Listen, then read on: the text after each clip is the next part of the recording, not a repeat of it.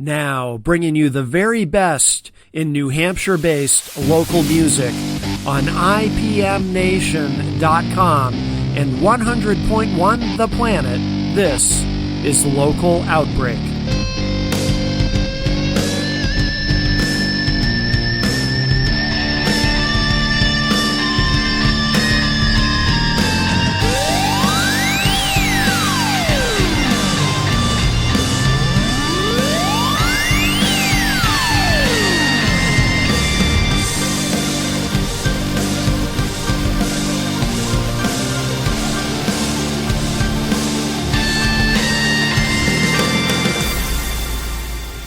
Hey everybody, welcome to this week's Local Outbreak on IPM Nation and 100.1 The Planet. Matt Connerton from IPMNation.com here with you.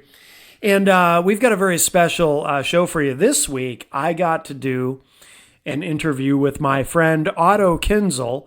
And Otto is special to me because he and I used to play in a band together. And we have a long association together in the music industry going back about 20 years. That comes up in our phone interview. Also, I don't know if I would even have this opportunity doing Local Outbreak were it not for Otto. It's just how things unfolded. We didn't really get into that in our interview, though, that specifically. So maybe I'll tell the story afterward if we have time. And of course, if you're a longtime listener, a regular listener, you might already know the story of how I became the host of Local Outbreak. But yes, Otto did play a role in that. And the band that he and I were in together at the time, Chemical Distance, played a role in that. So, but I think for the opening segment, I want to play one of the newer tracks from Otto's band, Dust Prophet. This is called When the Axe Falls. So let's give this a listen. And then afterward in our next segment, we'll play the whole interview, including the radio premiere of the brand new single from Dust Prophet. But we'll do that in a little bit. But let's play this opening track. This is When the Axe Falls from Dust Prophet to open up this week's Local Outbreak on IPM Nation and 100.1 The Planet.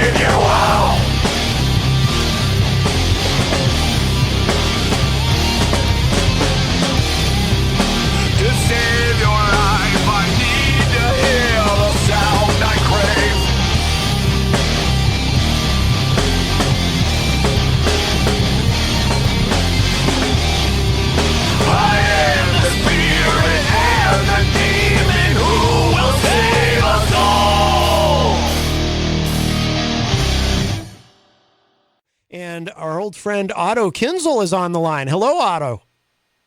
Hello, Matt. Can you hear me? Am I coming in clearly? Absolutely. You sound great. It's been a while. Thank you. I'm very nervous about the quality of my speaking voice. So knowing that I sound great, really, that's what I needed to get me through the end of the day. Well, you have you've always had a kind of a deep voice. Have you ever thought about getting into voiceover work, voice acting?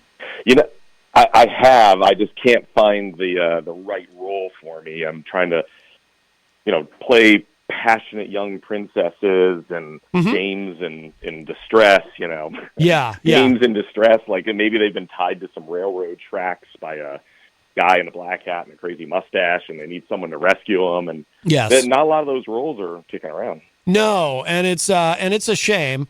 But yes, it is wonderful to speak with you. I do. It's funny. Your name does come up on the show occasionally because you and I played in a band together at one time, Chemical Distance. And every once in a while, I'll play Red Queen's Race on the show, and I always tell. Oh, nice. Yeah. I always tell people that was our big hit song. Although no one seems to remember it, it's odd. But I tell them no, it was a big hit. No, but we did get some. We were huge in South Dakota for a little while, and that's kind of people seem to forget that. Yeah, South Dakota and promoters in South Dakota. The other thing that people don't know is, they were just throwing bags of money at us to go and do a tour there, but we just could never quite work it out logistically.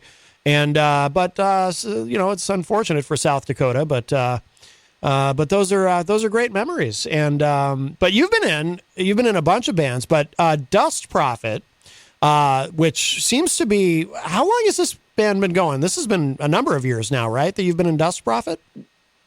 Yeah, we started in 2018. Okay. So lucky us, it was like we started and we were getting things going. We played some shows. It was late 2018. So really, you meet people, it usually takes a few months of jamming with different people before you find the right parts and the right musicians and the right songs.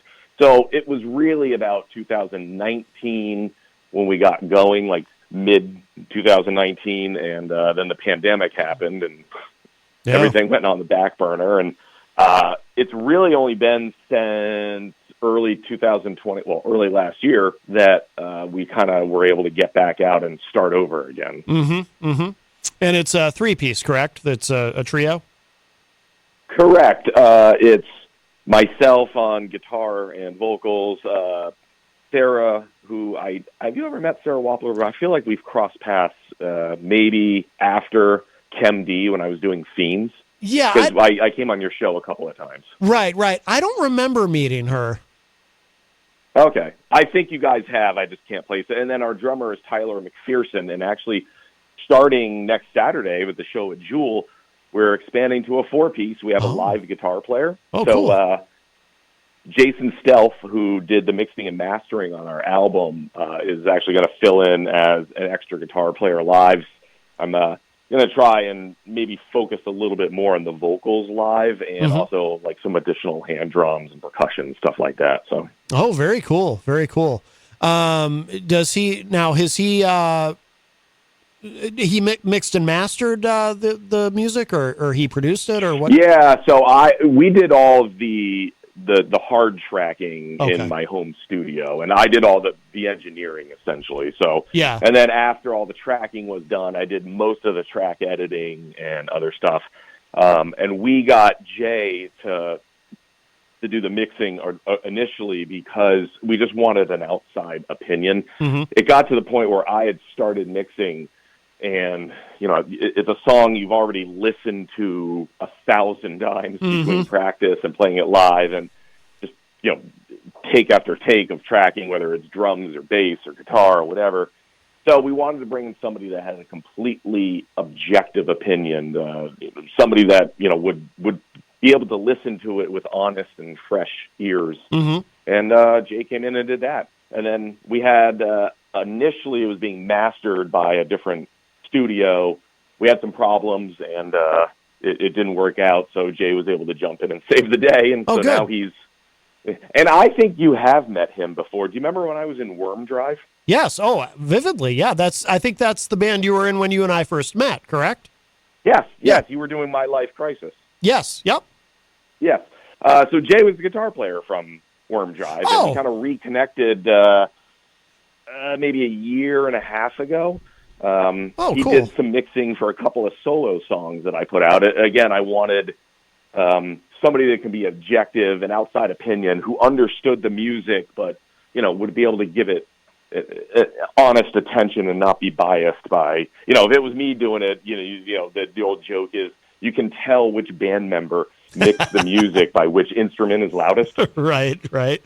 So yeah, that's what I didn't want. So right. Yeah, no, that makes sense. I mean, when you've listened to the same thing so many times, and it's almost I've heard some people describe this phenomenon where you almost begin to hear things that aren't even there, because your imagination starts to fill in some of the blanks of what you're listening to, and it's a strange thing. So no, that makes sense. And of course, you've always, I mean, for as long as I've known you, you've always been. I mean, have you ever really had any project where you had someone else doing the engineering part, you're recording the tracks, or because it seems like like in Chemical Distance, that was all done at your, I remember the basement where you used to live, where you had everything set up there. When the first house we had when we used to live, I guess I can say since I don't live there anymore, but when I lived in Raymond. Yeah. I mean,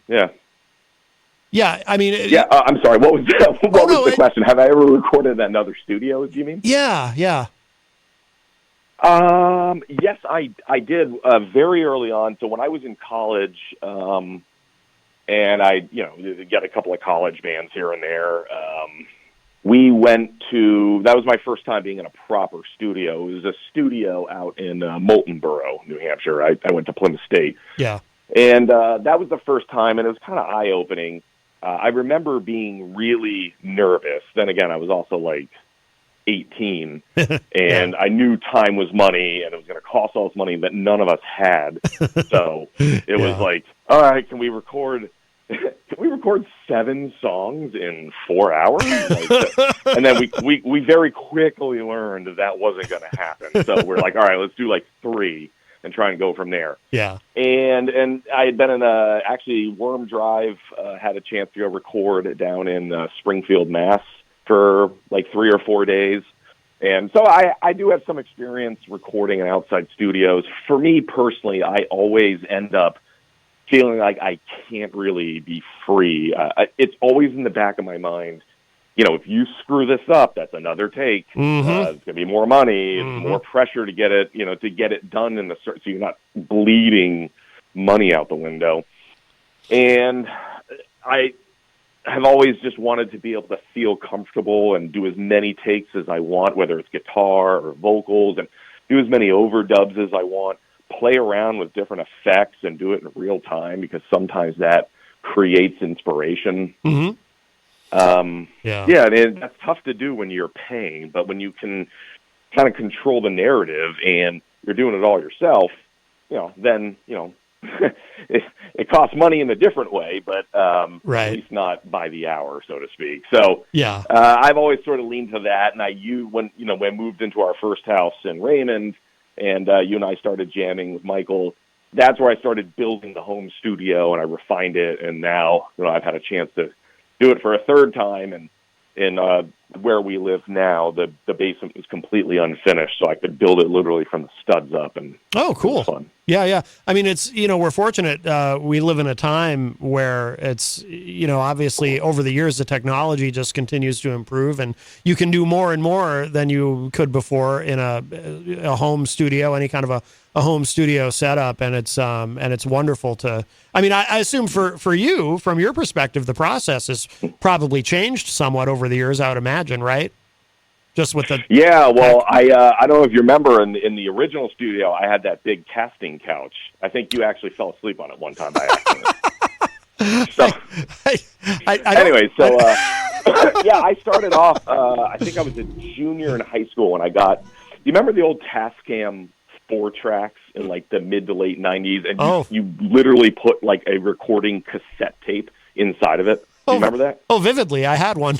Yeah. Yeah. Oh, yeah. Yeah. Oh, yeah. So same here. And then I think I was a junior in high school. I got the 8-track version. Yeah. The Tascam 8-track, you could still only record 4 tracks at a time, but now you had the other 4 tracks or bouncing and overdubs or, whatever, And I remember being so psyched and having that. And it's funny to look back now because it's kind of like talking about how you felt when you first got a Walkman. Right. It's cassette tape.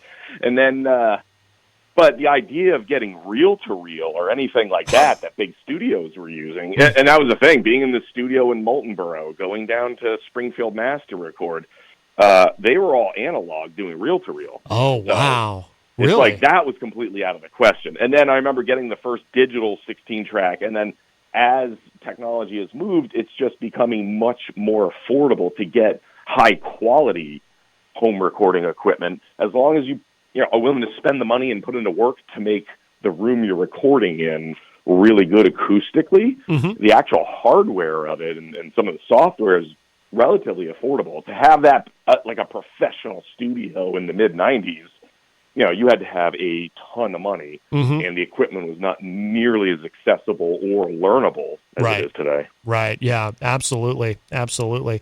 And now since we were in Chemical Distance together, so what you had you had a couple of bands before this one, right? Before Dust Prophet? Yeah, so I was thinking about it. I think I first met you, I was in Black Eye Susan. It was the techno industrial. Yeah, okay. That's right. Yeah. That's where I first ran into you when you were doing My Life Crisis. And kind of remember, that's a long time ago. That might be like 20 years ago, Matt. I know. It's I know. It's incredible. It's and time goes 20 by. Years ago. Time goes by quicker as we get older. Have you noticed that? It really sucks. Yeah. It's really believe me, you're preaching to the choir. I'm it's funny, we're still talking, we're still doing stuff. And we're still both involved in the same sort of universe. But, it's like we're both a little older, a little grayer, in my case, a little bit fatter, it's kind of, yeah. So I think I've already peaked. So. But yeah, you've been in quite a few bands, and that's why I took notice too with Dust Prophet, because I know some of the projects that you've done, have been just kind of, not that long, because you've always had a lot of, I guess for the 20 years now that I've known you, I mean, you've always had a lot of energy and you like to you've got multiple musical projects going at once, but what is it about Dust Prophet that, like I said, 4 years, I mean, you've been really committed to this band. You've put out a lot of great material. What is it about Dust Prophet that is, absolutely. What is it about Dust Prophet that has caused you to really, because it doesn't look like this is slowing down, right? Like you're gonna stick with this band, I think. Ramping up, if anything. Yeah. Yeah, it is ramping up. We have a full-length album, our debut album. It's going to come out the very end of January 27th. Actually, pre-orders for it are going to start on Sunday. And we're going to have it, digital download. We're going to have CDs. We are in the process of also getting vinyl printed. Cool. What made me sort of latch on to Dust Prophet, I have so much more of an emotional connection to it. Mm-hmm. So it just, the struggle to get this thing. So after Fiends broke up, Fiends of a New Republic, that's the first band I played in with Sarah. Oh. And that was, at that point, I was sort of, I'd been doing like industrial music and industrial electronic metal for a long time. And I just sort of got sick of using backing tracks and having to have some of the synth stuff on stage. And, even though we never had a major incident as far as like a tech breakdown, we had played some shows where other bands did, and it always put the fear of God into me. Yeah. Sarah was sort of transitioning from being primarily a keyboardist to playing guitar and bass, and she really embraced wanting to play bass. And she always loved the slower stoner rock, stoner metal type bands that had really groovy riffs and were just focused on the groove and the riff and not necessarily brutality or like technical finesse the way, I've been in some technical metal bands where it was like, how crazy can you play and how many different off time things do you have? And And even one of the projects I did, Skin Drone, was all about like brutal extreme metal. Mm-hmm. This was something that really I'd never really embraced it before.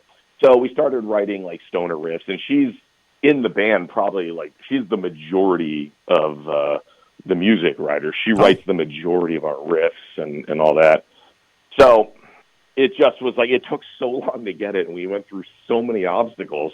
At some point, I think I remember both of us kind of be like, "This is never going to happen. Let's just move on to something else."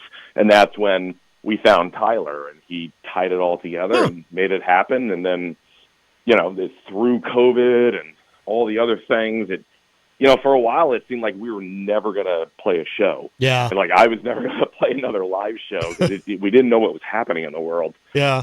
So when we finally got to it, just was like, I think it was one of those things where I took it for granted when I was in it. Yeah. Post-pandemic, it's really changed my perspective, especially as a father with, trying to show that to both of my kids, that, without being morbid about it, tomorrow's not guaranteed. You got to embrace today and really do it. It's one thing to say it. It's something I've been trying to actually do, though. Yeah, I hear you. No, I get that.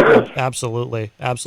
Yeah, no, this is... Yeah, and you mentioned a lot of... I have been in a lot of bands and released a lot of stuff, but a lot of those were, like, one-off projects. I mentioned Skin Drone. Yeah. That was strictly just something we did as a one-off. The guy that I recorded the album with lives in... I think he was living in Arkansas at the time. So... I was recording stuff up here, emailing him WAV files and whatnot, and he'd record his vocals and send them back here and stuff like that. There were other projects that were just kind of these one-off things. So it was Black Eye Susan and Worm Drive is where you and I worked together the most. And then after that, it was a long break before I put out the we did Chem D, and then I put out the Zodiac album. So. Oh, yes. I think I remember interviewing you for that. Yeah, you did. You definitely did. I would have milked that for all I was worth. Like, Matt, hey, can I come on your show like 2 or 3 times? No, that was a really cool project. Yeah. So you have done a lot of, like I said, that's why I'm so interested in the way Dust Prophet, you seem to be really in this for the long haul, and I think it's so cool. I love the sound. I've played I'm going to play Hourglass later probably. I love I love that track. I've played that a couple of times, and Dear Mrs. Bud, and and it's appropriate too for Halloween, these songs, and of course today we're going to do the world radio premiere of the new single. But we should also mention too. So and you brought it up earlier. Actually, we should circle back to that. November 5th at Jewel, and I will. Oh yeah, it's gonna be awesome. I'm going to be there. Jenny and I will be there representing, and William from Sepsis invited us to participate, and I think we might be introducing a couple of the bands or something. Well, I have to talk with him about details. We got to figure that out. Actually, we got to figure that out soon. It's only a week away now. But so, well, if you want to introduce us, I'd be honored. It'd be awesome. Oh wow! And, that would be. We're very excited. We're very fortunate that Sepsis, asked us to look into it and to be included on it. I saw that they were putting something together, and I think I'd contacted William back in, I want to say it was like midsummer, maybe July. Yeah. And, they thought, we'd be a good support act, which we're very grateful for. We're psyched to be playing it, and the whole bill is stacked. Yeah. 1620 and Trawl and Day to Remember and Trading Tombstones. I mean, it's like from top to bottom. It's everybody's awesome. Day to attend. Like, oh man, we have to really bring it because otherwise, yeah, we don't want to get, we don't want to look like the odd man out, like the weak band. So we gotta bring it with the stage energy. But it's cool. It's going to be a super fun night, and I am eternally grateful that Dust Prophet gets to be part of it. It's super awesome. This will probably be our last show of the year unless a couple other things trickle in. But we have a lot going on, a lot of stuff we have to work on. Mm-hmm. So having some time off just to focus on, the new stage show now that we're going to have a live guitarist, and how are we going to incorporate additional percussion, and how are we going to, expand this thing. And we have more songs excuse me, more songs and some covers, and it's like there's only so many hours in the day. So right. I think playing Swarmy Fest to end the year would be awesome. Finally getting to play in Manchester and with so many other awesome bands. It's going to be an epic night. Yeah, you mentioned Day to Attend. They're going to be here next week. They're coming in on Wednesday. They're going to do an acoustic performance here. I saw that. I'm definitely going to tune in for that. That's going to be awesome. Yeah, that'll be fun. I've interviewed Jeff Richards a couple of times over the years when he was in Eden's Lie. That band, he was in that for a really long time. I'm surprised they're not. I mean, they might have been around for 20 years. My God, but I really like Day to Attend. They're really good band. So that'll be a lot of fun. So that's Jewel at Jewel on November 5th. And Jenny had said in the chat room she saw something about it being sold out already. It might be. I mean, so far it looks like it's getting pretty crazy with the attendance, which is very exciting. Very exciting. It's pretty cool. Again, I mentioned it's going to be a great show. If this is our final show of the year, and it's one hell of a show to end 2022 on. It's Absolutely. Incredible.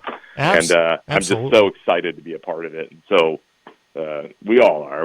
We're very excited to be a part of this. It's going to be an awesome gig. Really looking forward to seeing all the other bands. So it's going to be fun and going to be one hell of a way to end the year. Definitely. And what do you want us to know about this? So we've got a new track here that we're going to be debuting on the show in a moment, Put to the Question. What should we know about this, Otto? Anything you want us to know about this before we play it? No, I mean, it's most of my lyrical themes, if you look at the different songs we have, there's a lot of stuff about, I hate to bring up, I mean, it's Dear Mrs. Budd, it's about Albert Fish, but we don't write a lot about serial killers. That's just one particular subject matter that interests me. But, I read a lot of Southern Gothic fiction. I love Flannery O'Connor. She's probably one of my all-time favorite authors. Good Man is Hard to Find and Wise Blood and all those sorts of things that heavily influences the lyrical tone. And so Put to the Question sort of comes from that same sphere of influence. It's sort of a little bit about the Inquisition, but not really. It's kind of back then, if you were a holy person who was also being accused, that was referred to as being put to the question, and then that's when they would do horrible tortures to get you to admit through excruciating pain that you were guilty of whatever it is you were guilty of. So, gotcha. But other than that, this is a song I think 95% of it Sarah wrote. Again, she's our primary riff writer, so if there's Dust Prophet riffs you like, she's certainly and most likely the one that was the mastermind behind them. And it just sort of all came together. Cool. And you write all the lyrics, correct? Correct, yeah. Okay. Yeah, very cool. I've heard the track and I really love it. I'm looking forward to sharing it with everybody. And this is available today online, correct? This was just released today? Absolutely, yep. Go right to our Bandcamp, dustprophet.com, and get it right there. It's available. Pay what you want. Yep. You can download it for free if you want. So we yeah. just want to get it out there. It's just a way to hopefully gain a few more fans and get a few more people to notice us before the album drops end of January. Excellent. And we look forward to. We'll have to have you back on to talk about that too when the time comes for the album. But Otto, this has been wonderful. Thank you so much. We'll let you go, and then I'm gonna play the track. Put to the Question, the world radio premiere, as we like to say, right here on WMNH. But Otto, it is wonderful to talk with you, my friend. We must do it more often. Obviously, we've known each other a long time, and it's always a pleasure. And you are someone, not to get sappy, but you're someone I admire because you've done so many different things musically and your talent and everything. And having gotten to be in a band with you was a lot of fun too. So I really appreciate this, and I'm really looking forward to seeing you on November 5th at Jewel. That'll be a lot of fun. Well, thank you, man. I really appreciate you saying that.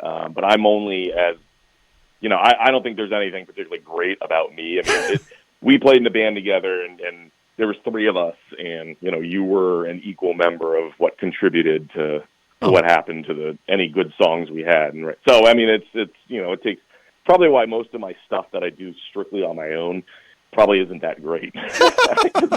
I think I'm more Oh. born to work with other people. That sort of, and I need other people to help me do what I do. So yeah, man, you're always a part of that. Oh, thank you. We had a lot of fun, and absolutely, man, I look forward to seeing you in person. Yeah. Next Saturday the 5th at Stormy Fest, and we can certainly reminisce. And I think Michael will be there as well, so cool. maybe we could have an impromptu Chem D reunion. We'll just have to learn a song. So That's right. maybe Red Queen's Race. I think I remember the bass line. Yeah, very Yeah, good. I don't remember anything about it. I barely even remember the song itself, so I'll have to go back and listen to it. Yeah. Awesome. All right, we'll let you go, and I'm going to play the song. Otto, thank you so much again, my friend, and we'll see you soon. All right, you got it, buddy. Thank you. All right. Take care. Bye-bye. All right, that is our friend Otto Kinzel from the band Dust Prophet, and here it is. This is the brand new track, just came out today. This is the world radio premiere, Dust Prophet, Put to the Question.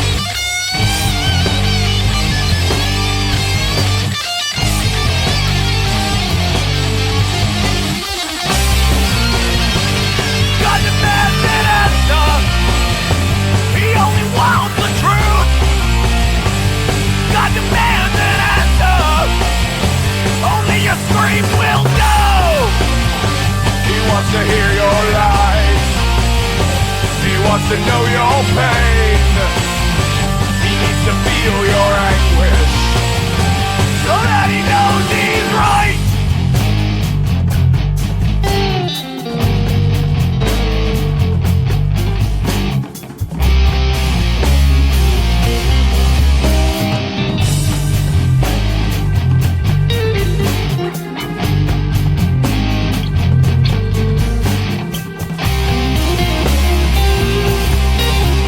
Come dance with me through eternal fire.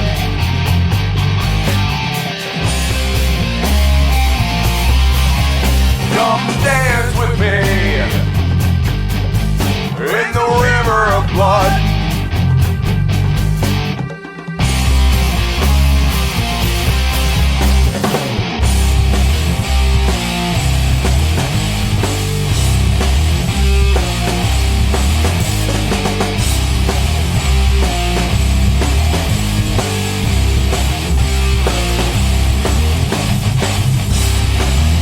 Engulfed in flames,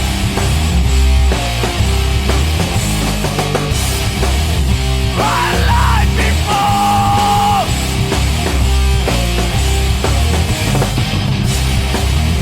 Engulfed in flames,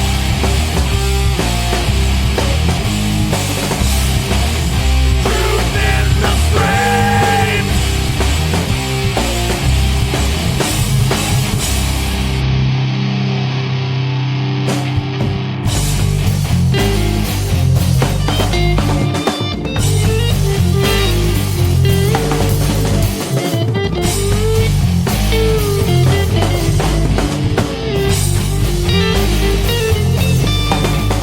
Come dance with me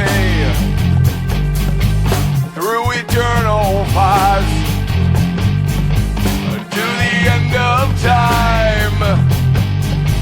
It's what he desires.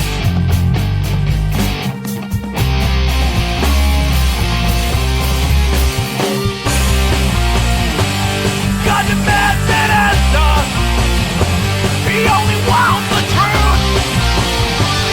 God demands an answer.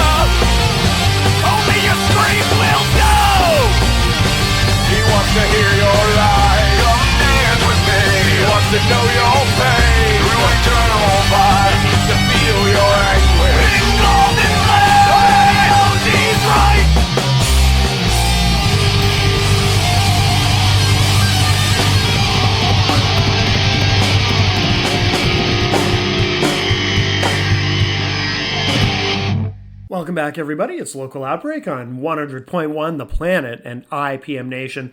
Matt Connerton from IPMNation.com here with you.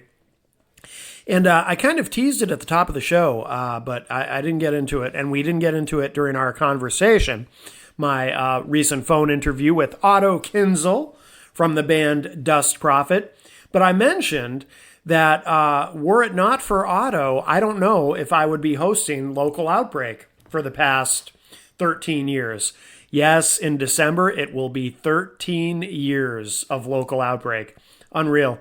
But now, if you're a longtime listener, if you're a consistent listener, you might already know the story, so I'll keep it relatively brief. But Otto and I were in a band together called Chemical Distance, and we were invited to appear on a brand new show airing on 100.1 The Planet called Local Outbreak. I am not the original host of Local Outbreak.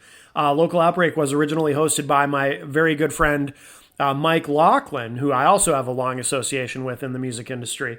But Mike, a very talented gentleman, he was the original host, but he didn't necessarily have a lot of time to do the show on a consistent basis. And Annie Biello, who was the program director at the time at 100.1 The Planet, she seemed to think I was good during the interview. Actually, it wasn't, although Otto wasn't able to attend the interview, it was me, and we were a trio. There were three of us in Chemical Distance. It was myself, Otto, and Michael Hauptley Pierce. And so Mike and I went to do the interview because Otto wasn't able to join us that evening. But I remember we drove up to Laconia in a snowstorm, but it was all worth it. And I mentioned to Annie, the program director, and to Mike Laughlin, who was hosting the show. I said, hey, if you ever need any help, I'm into what you're doing. Let me know if I can help. To make a long story very short, next thing you know, I'm hosting the show. But it all started with that interview with me going up with Michael Hauptley Pierce and representing Chemical Distance. So were it not for Otto inviting me to join the band Chemical Distance, I don't know if I would be hosting Local Outbreak right now. So all these little twists and turns in our lives, and one thing leads to another. So it's kind of fun to look back and see where things started. So there you go. So that's what I was referring to earlier at the top of the show. But let's play some more Dust Prophet. I really love this band, and Otto requested that I include this one in the program, and this is probably my favorite track of Dust Prophet anyway, so this worked out quite well. This is a great track. This is called Hourglass from Dust Prophet, next on Local Outbreak.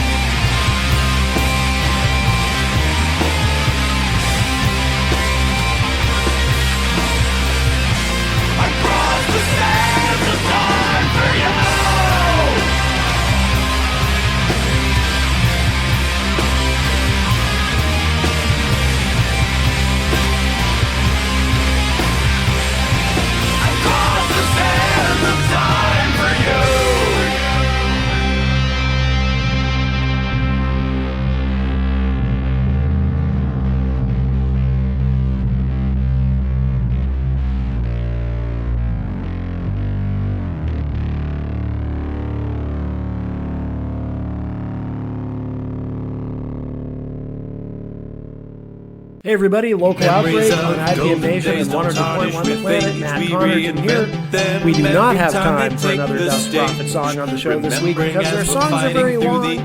So I'll just say thank you again to my good friend Otto Kinzel for joining me. Great discussion. And I know what I'll do. I'll leave you with this because I referred to it earlier. Here's a little song by a band called Chemical Distance, the band that Otto Kinzel and I were in together years and years ago. This is Red Queen's Race by Chemical Distance to close out this week's local outbreak on IPM Nation and 100.1 The Planet. Just a million other cars and me. FL Tunes plays again and again. He's a thinker, hit the blinker on the off-ramp man. Main Street looking up and down, wondering how the hell did I end up in this town? Where is the bridge to yesterday?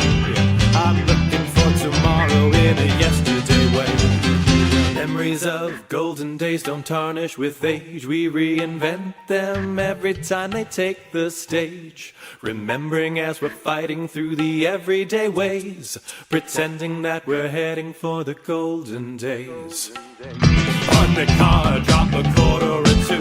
My last few moments of freedom on the avenue. I'll punch the clock, cause what else can I do?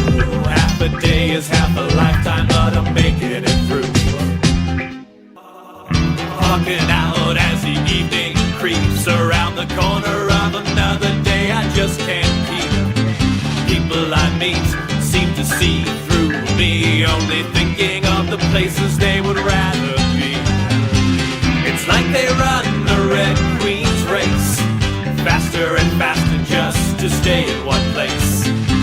I drive home glad it's over, but then I'll only have to do it all over again. Memories of the golden days don't tarnish with age. We reinvent them every time they take the stage, pretending that we're heading for the golden days. 6 a.m. and I hear the alarm.